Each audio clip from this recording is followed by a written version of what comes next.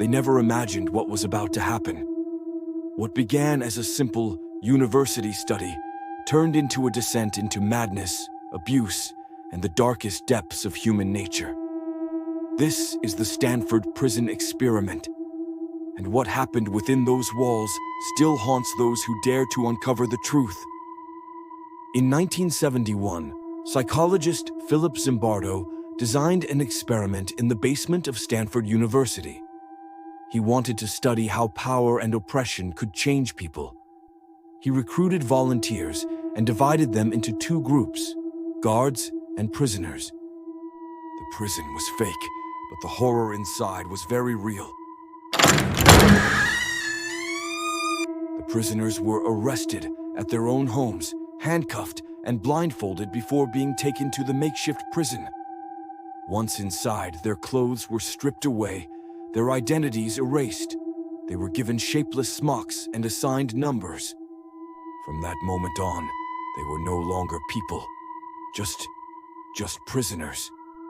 The guards, dressed in military-style uniforms and dark sunglasses, were given a single order: maintain control. But no one could have predicted how quickly they would change. At first, it all seemed harmless. But when night fell, the mask of civilization crumbled. The guards began to impose cruel punishments. They forced prisoners to do push-ups until they collapsed, deprived them of sleep, and humiliated them at every turn. One guard came up with a special punishment, forcing prisoners to defecate in buckets and leaving the waste in their cells, as if they were animals. The worst part, no one objected. Not the guards, not Zimbardo, not even the prisoners. It was as if they had all forgotten this was just an experiment. One prisoner, known as 8612, suffered a total breakdown. He screamed, sobbed, and begged to leave. But the guards only laughed at him. When they finally let him go, paranoia spread like a virus. The remaining prisoners whispered among themselves. Was it a trap? Had they tortured him somewhere else? Would they be next? Some prisoners stopped speaking altogether.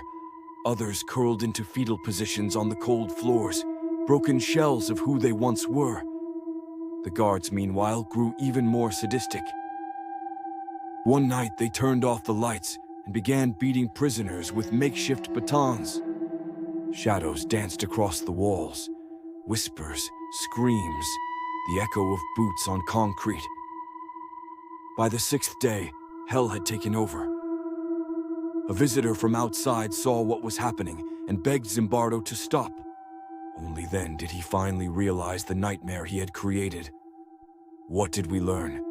The experiment proved something terrifying. When given absolute power over others, most people will use it to destroy.